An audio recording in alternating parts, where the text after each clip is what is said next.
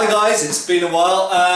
So an issue that I've been annoyed by slightly this week, watching some films and TV series and so on that involve swords, is the subject of sword neglect and sword abuse. And I'm sure this is something that most of you, hopefully, appreciate and understand, but I think it bears mentioning anyway. And the fact is that in lots of movies and TV series where swords are involved, swords are neglected in a way that real swords wouldn't necessarily be, and I'll talk a bit more about that in a second, or they're specifically abused by their owners in ways that they wouldn't usually be in an environment where you wanted to look after your sword to some extent. So I've talked in previous videos about how you can't avoid sword damage if you're using it for fighting.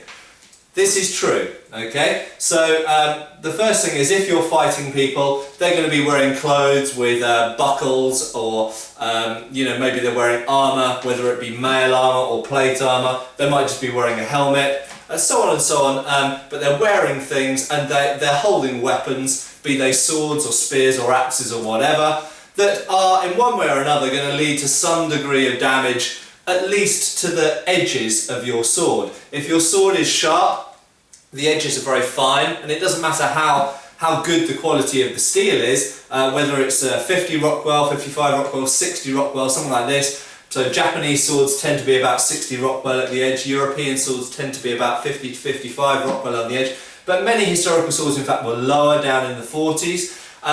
Whatever sort of range of hardness your edge has, it will get damaged by hitting people or their weapons or their equipment or armour. Okay, so yes, edges are going to get damaged regardless of what you do if you use the weapon in combat. However, in films and TV, we see some neglect and abuse of swords that is unhistorical, unrealistic and unnecessary. And a common example of this is people with their swords very, very often jam them into the ground and sometimes leave them there swinging. Okay? Why would you do this? It's very important that as much as you possibly can outside of actual combat, you try and keep a nice sharp needle point on your sword and nice sharp edges, because they are what will destroy your opponent and hopefully save your life. Okay? So jamming your sword point down into the ground is a very, very stupid thing to do unless you absolutely need to. Now I understand it can happen as an accident in combat. You might be trying to stab someone and they roll out of the way or whatever and you hit the ground. But if you have no good reason to, like in Braveheart is one example, and I think there's an example in Kingdom of Heaven as well, where people just chuck their swords into the ground. This is something, unfortunately, that comes about from actors, reenactors and sort of stage combat people who deal with blunt weapons and never really deal with sharp weapons, and they go, oh, that's kind of fun to jam my blunt sword into the ground and leave it standing there. I've seen reenactors do this a lot, and of course we know it happens in films. With a sharp sword you don't want to do that. The ground can be abrasive to start off with, but also the stones in the ground. Okay? If it's sand, then it has a blunting effect on your sword. If it's mud or clay or any other kind of ground, it's going to have bad effects on your sword and you don't want to do it. Okay, so don't jam the sword into the ground. Secondly, hitting objects that are around. Now again, I understand this can happen as an accident, so you go to hit someone and they get out of the way, or you slip or something and you hit a doorway or you hit a wall, and so on and so on. But doing it deliberately, like in Highlander, for example, dragging the sword along, a railing or a wall, a stone wall or a brick wall, to make sparks or do some other kind of dramatic effect, is utterly moronic if you want to keep a sharp edge on your sword, because all you're doing is you're blunting your sword. When you see sparks, that is small bits of metal coming off. Okay, so you don't want that to happen to your sword. Sparks do happen in training actually, and with blunt swords you get sparks quite a bit.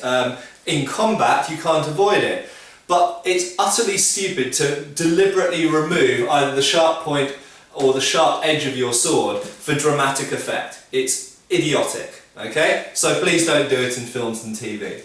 And Another thing that's done often as well, which annoys me slightly, is after someone's used their sword, run someone through or chopped their head off or whatever, and they've got blood all over their sword, they don't worry about it much, and they shove their sword back in the scabbard. Okay, this is bad for a number of reasons. Firstly, it means that your sword is likely to get rusty. Secondly, it means that you are putting moisture into your scabbard, and your scabbard is basically designed, apart from to prevent you from cutting or stabbing yourself with your own sword, it's also there to prevent your blade from getting covered in rust and keep your edges preserved and nice and sharp. But also, as I've talked about in a previous video, if you stick a liquid sticky substance into your sword with your blade and leave it there without cleaning it, a couple of days later, when you're in a situation where you need to suddenly draw the sword out of the scabbard, you'll go, oh crap, and you can't get it out because it's stuck in there, okay? Because rust will stick the blade into the scabbard, and there's many historical examples of this occurring. And the last example of deliberate, not even negligent, but deliberate damage of swords, and this was, I was watching Kingdom of Heaven again recently, the director's cut, which is a far better version, I have to say, and something they do in that, which I was like, why are you doing this? Orlando Bloom's, I can't remember the character's name, Orlando Bloom's father, Liam Neeson, decides to give him a sword fighting lesson, a fencing lesson with long swords. It's quite funny, incidentally, I think, that he gives him a fencing lesson in about 3 minutes, and then instantly they get attacked, and Liam Neeson gets mortally wounded. You never see him get another lesson. So Orlando Bloom's character is obviously a very fast learner, given that he learned how to use a longsword in about 3 minutes, and then went on to kill sort of hundreds of people after that. But anyway, and they pick up their actual swords, their actual sharp swords, and start training. And if you look carefully, you can actually see that the weapons that they use, which are obviously blunt in the film, are dinged up along the edge, as swords do get, regardless of whether you try to preserve your edge or not. In combat or in practice, weapons get damaged. It happens, you can't avoid it. But the thing that they have done wrong is they've taken their sharp weapons that they want to be sharp, because they're swords, and swords are supposed to be sharp so that they work as swords, and used them for practice fencing.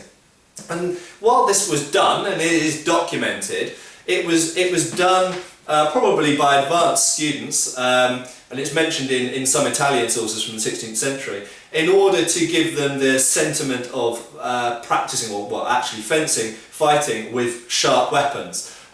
Because most of the time, what do they practice with? They practice with blunt practice weapons, or in many cases in the Middle Ages, with wooden weapons or just sticks. Okay, so what they should have done is they should have had the characters either take a pair of blunt practice weapons, or a couple of sticks, a couple of suitable strong sticks. And this was what was usually done in the medieval period for two reasons, main reasons. One, it's safer. And secondly, it means that you're not destroying your lovely sharp sword.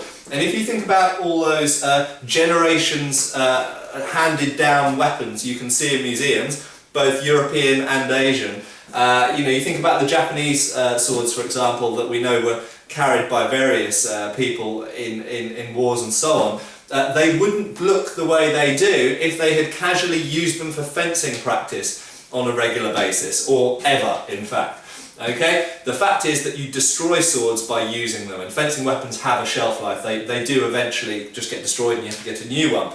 If you've got a sharp weapon that you preserve sharp, you want to stay sharp, and it's maybe been handed down to you, as the sword, in fact, in Kingdom of Heaven is done, it's handed down from father to son, then you do not use it for fencing practice. Head slap, face palm, okay? Don't do it. So there you go. There's some things that annoy me, and I'm sure annoy you as well, about both sort of negligence with swords in films, neglect of caring for the sword, then deliberate kind of carelessness, like dragging the sword along walls and hitting stone floors and stuff with it, and sticking it in the ground, which is idiotic, just idiotic. And lastly, you do not use your ancestral pressure sharp sword that you want to stay sharp and you want to last for a long time for fencing practice. It's stupid. Okay, end of rant, thank you.